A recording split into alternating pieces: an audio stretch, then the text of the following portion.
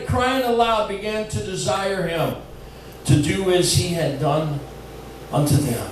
But Pilate answered them, saying, Will ye that I release unto you the King of the Jews? For he knew that the chief priests had delivered him for envy. Envy. Yep. Envy. Have you ever envied somebody? No. Brother Sandy got a new car, and I'm still driving junk. Hello? Are you understanding what I'm saying? I remember some years ago, everybody in the church got a new car.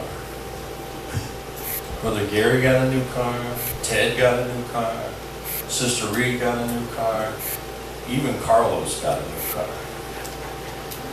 And I told the Lord, I said, Lord, I says, you know, I appreciate, I thank you that you bless my brothers and my sisters.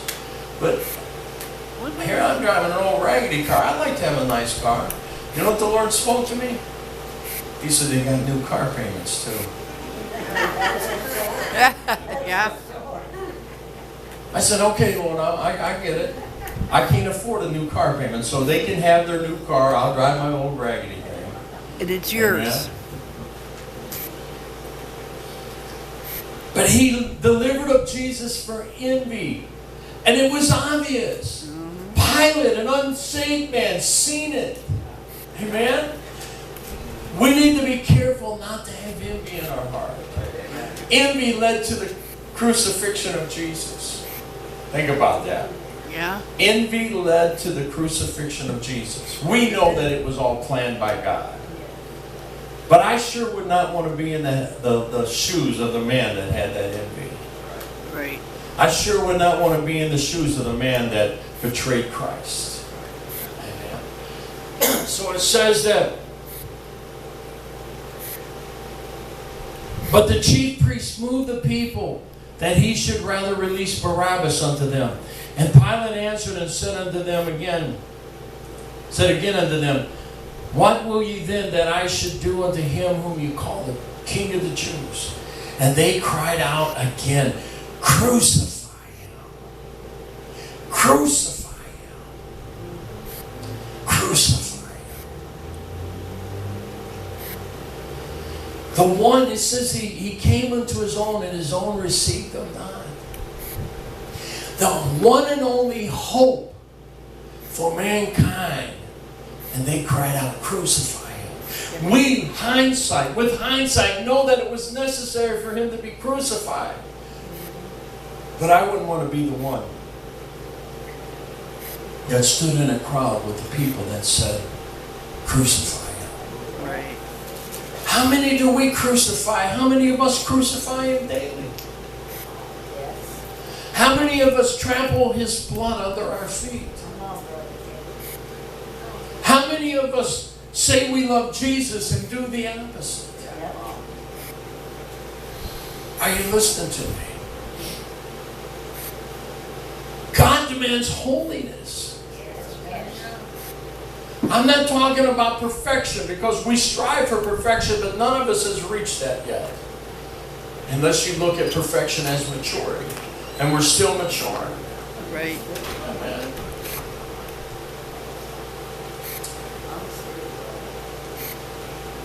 But how many of you crucify him on a daily basis? By not living the life he called you to live. By not standing and proclaiming his word. By not standing for what's right. For not defending the helpless. Folks, we have to defend the helpless. My friend Tim Walker posted on Facebook some months ago that he was driving down in a neighborhood and he seen two old men out boxing, fighting, and a bunch of young people around him videoing it. He said he got out to break it up, and the young people began to threaten him, tell him that they would jump him if he didn't stay out of it. That's our society we live in today. that even when you stand up, you risk your life to stand up. To stand up for what's right. To stand up to protect the innocent. You risk your life. I mean, right now, if you stand up and proclaim that abortion is murder, they'll want to take your life. The same people who want to protect children that are in cages that our former presidents established. Are you listening to me? Yeah. They want to protect these little children, these innocent children, but yet they have an innocent baby in their womb that they're willing to take. Yeah. They're willing to destroy.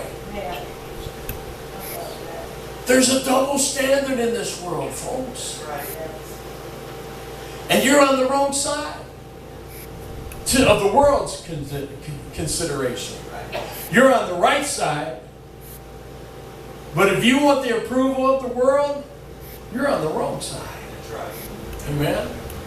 I'm going to tell you something. Jesus said, if they hated me, they'll hate you. Father, they don't like you. I don't care what anyone says. If you proclaim Christ, and if you say, I stand for what's right, if you say, I oppose the murder of the unborn, if you say, I oppose wickedness creeping into the house of God, if you say that I stand against wickedness in the government, they'll want to kill you. Because you don't believe the way they believe.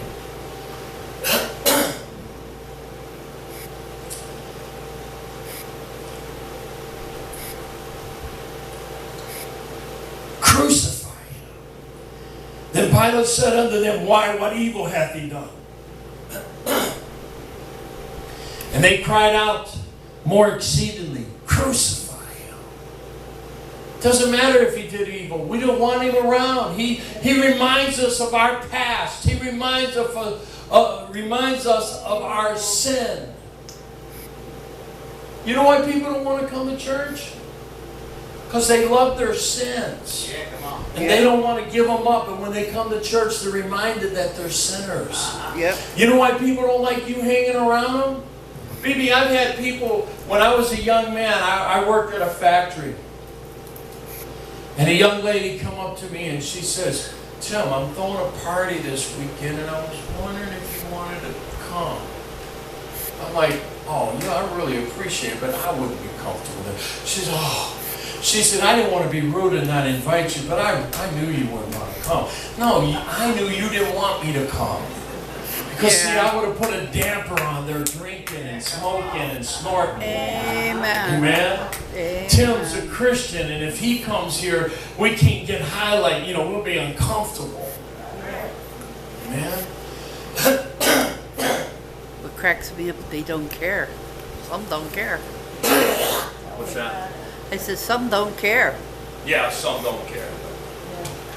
Some do.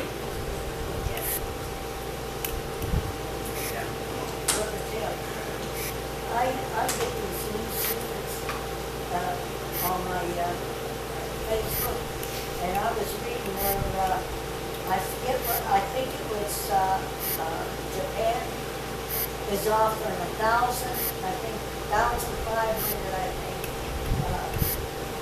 for anyone to turn Christians in. Oh, is that right? Yeah. I don't know if you heard her, but she said there's some countries seen on Facebook that people are offering, governments are offering a $1,500 bounty on anyone who's a Christian. This is only going to increase, folks. It won't be long. It won't be long that will happen here. Our pastor used to teach us that all the time, that it's coming. We didn't think it would last this long. Amen? It's just a matter of time. Amen? Just pray that Jesus comes beforehand. Amen. It says, and so Pilate, willing to content the people, released Barabbas unto them and delivered Jesus when he had scourged him to be crucified. Now drop down to 25 and 26. It says, and it was the third hour and they crucified him. And the subscription of his accusation was written over him, the King of the Jews. They didn't